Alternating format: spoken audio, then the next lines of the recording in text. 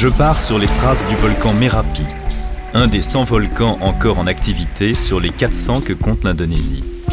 Le majestueux est caché dans les nuages. Sa piste m'amène cependant au cœur de l'andésite, la pierre volcanique qu'il produit dans ses caprices et qui construit tout ce pays. Donc voilà comment c'est arrivé. Les coulées de lave du volcan Merapi descendaient très loin. Ça dévalait, jusqu'à des dizaines de kilomètres. La plupart des pierres qui servent aux rénovations de tous les temples de Java viennent d'ici. Ce sont des pièces de 40 cm sur 20 et on les livre par lot de 40 pièces minimum. Et quel est le salaire des ouvriers tailleurs ? C'est 15 centimes la pièce, multiplié par 40 pièces. 6 € le lot, c'est une estimation. Ce qui s'est passé ici a été appelé le Jeloglo. Des milliers de personnes ont été rassemblées à Java. Des milliers et des milliers d'ouvriers pour construire le temple de Borobudur.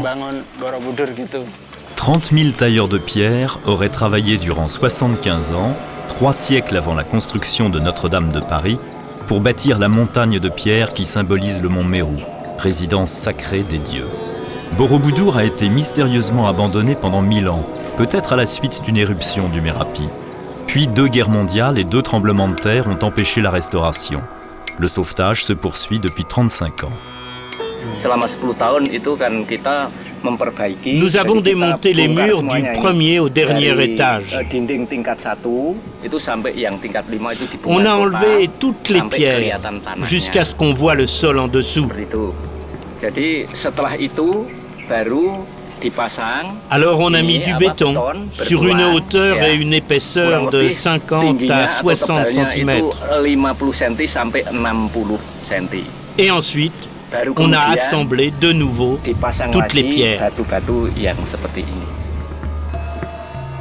1460 bas-reliefs jalonnent 6 km de cheminement. Ils racontent les vies antérieures de Bouddha, son existence avérée et celle des Bouddhas à venir. Les 10 niveaux du temple se répartissent entre la sphère de la vie humaine, les étages intermédiaires de la perception et la sphère supérieure du détachement suprême. Je reste pour ma part dans l'étape intermédiaire de la perception, sans doute celle qui convient le mieux au voyageur récidiviste que je suis. Cette nuit-là, je fais une rencontre intemporelle et merveilleuse dans un petit village au bord d'une route. C'est un dalang, un maître d'ombre, du théâtre d'ombre, le wayang kulit en indonésien.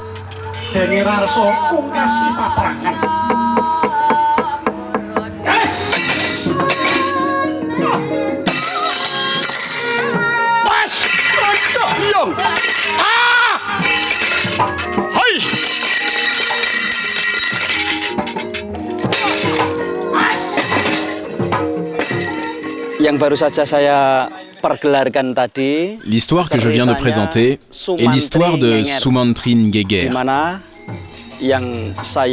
J'ai choisi ce récit parce qu'il met en avant les valeurs d'un héros et sa fidélité envers le roi auquel il propose ses services. Il espère être reçu et il veut convaincre le roi Prabu Arjuna Sosro d'accepter ses services. Dans la mythologie, ce roi Prabu Sosro est considéré comme l'incarnation du dieu Vishnu.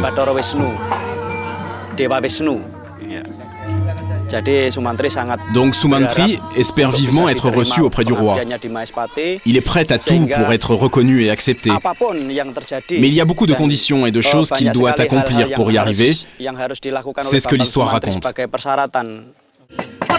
Le spectacle dure toute la nuit jusqu'à l'aube. Le wayang kulit met en scène 400 personnages, 400 voix à la maîtrise desquelles le dalang passe toute sa vie.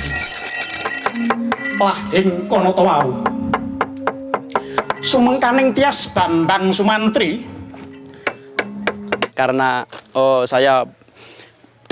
Dans ma famille, nous sommes tous dalang, depuis des générations et des générations. C'est une grande famille de dalang. Au début, ça vient des parents. On appelle cela en javanais le banyu dalang. C'est un baptême à la naissance avec de l'eau consacrée pour les dalang. Envoûté par le jeu des ombres, j'entre à Solo, l'ancienne Surakarta, capitale du royaume de Mataram, la plus ancienne et la plus raffinée des cours de Java. Aujourd'hui, c'est la grande fête musulmane d'Id ul-Fitri, la fin du Ramadan. Le palais est en effervescence, une grande cérémonie se prépare. Je vous présente Sa Majesté Buwono VI, ancêtre du sultan actuel, le numéro 13. Buwono XIII règne, il habite son palais, il est là. Il m'a autorisé à entrer dans le quartier de son armée, forte de 189 soldats.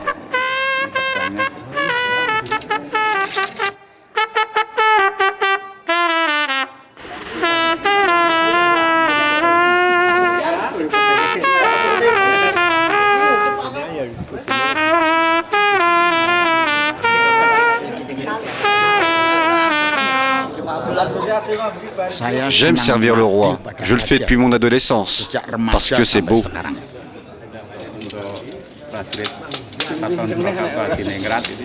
En premier lieu, il y a le Kris, un poignard comme celui-ci. Ça ne marche pas. Le voilà, le Kris. Le Kris pour les gardes du palais, comme celui-ci.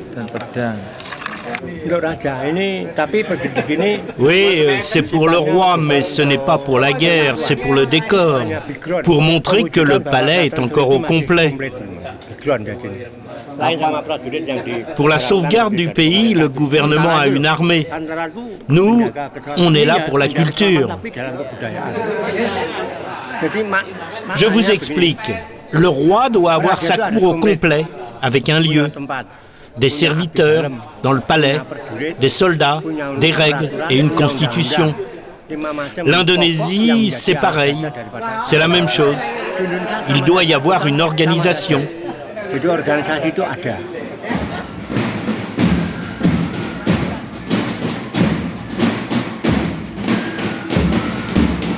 Acte 3, scène 2. Numéro 13 ne sortira pas. Il a envoyé des délégués qui commandent au chef de l'armée d'ouvrir la procession au son des fifres et du gamelan.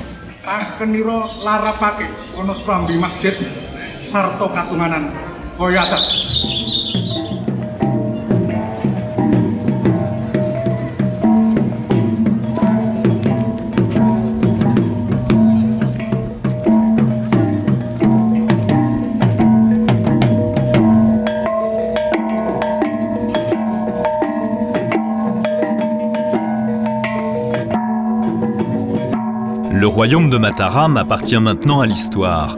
La dynastie des Buwono a pu conserver de grandes terres grâce à son alliance avec les Hollandais du temps de la colonisation. Aujourd'hui, Paku Buwono XIII règne sur les affaires de la famille, le palais et la tradition.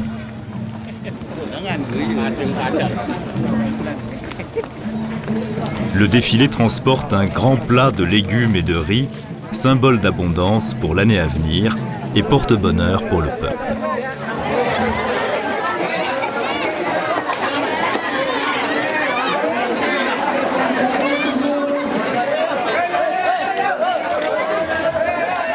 Il est temps de partir. Je décide de prendre le train.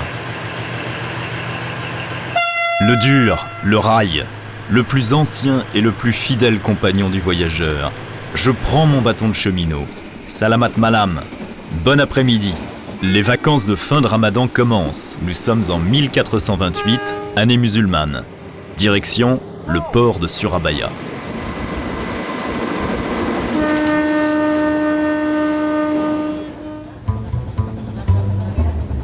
Là, surprise. La mythique Surabaya, le port exotique, colonial et grouillant, n'est plus que l'ombre de lui-même. Les quais des Pénicies, les bateaux en bois traditionnels, se sont réduits comme peau de chagrin. Il reste quelques-unes de ces grandes barques de transport. Je monte au hasard sur l'une d'entre elles, qui semble déserte.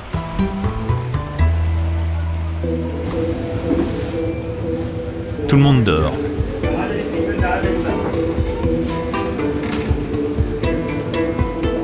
Non, le capitaine est debout. Attendez, je vais me mettre une chemise. Qu'est-ce que vous transportez? Comme d'habitude, j'emmène du bois. Quelle sorte de bois? Oh, il y a plusieurs sortes, du Meranti, du Kruing, du Ma. Ce sont des bois qui viennent de Bornéo? Oui, ça vient de Kalimantan à Bornéo.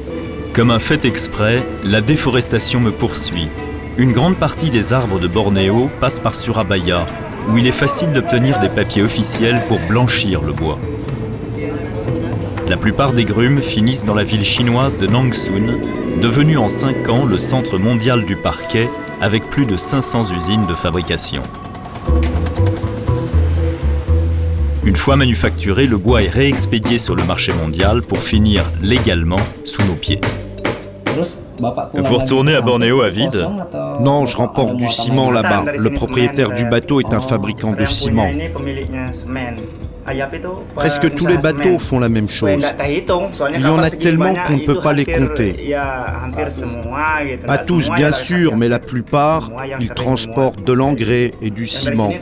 Oui, c'est ça, de l'engrais et du ciment. Je repars vers la pointe est de Java par la route, la voie encore la plus rapide. Peut-être pas, car je tombe sur le plus grand bouchon de l'année, le départ en vacances de fin de Ramadan. Ah, c'est beau les vacances en voiture. Quelle chance les Javanais ont de connaître ces merveilleux moments du progrès. Partageons, oui, partageons le village global. Heureusement, nous sommes sur une autoroute. L'encombrement finit par se résorber.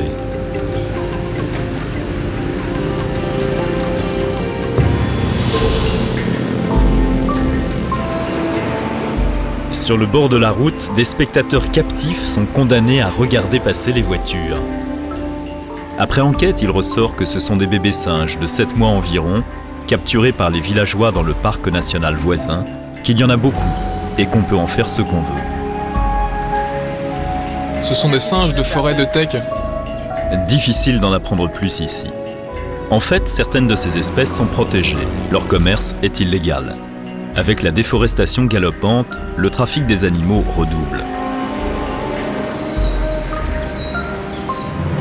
Plus loin, il y a effectivement du teck, mais pas le bon. Encore une plantation qui remplace la forêt. Les arbres trop serrés n'atteindront jamais la maturité. Ils seront coupés quand ils auront la dimension des meubles. Ce bois de piètre qualité n'a plus de teck que le nom.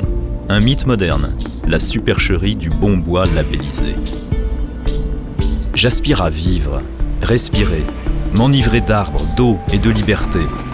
J'aspire à un monde où la nature est la plus forte, où elle est reconnue, respectée, réjouissante comme une source d'inspiration, sans singe en cage, sans mensonge, sans manipulation des images. Le Kawaii Gen, grandiose, est à cette mesure.